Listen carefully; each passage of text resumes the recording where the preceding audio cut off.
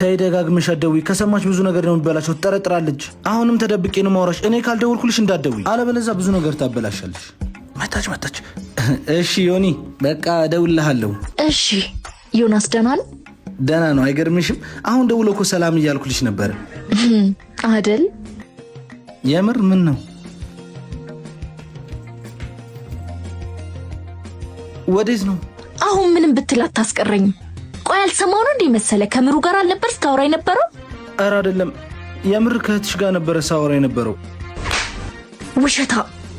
አንደኛ ውሸት ሳይበቃ ሁለተኛ ውሸት።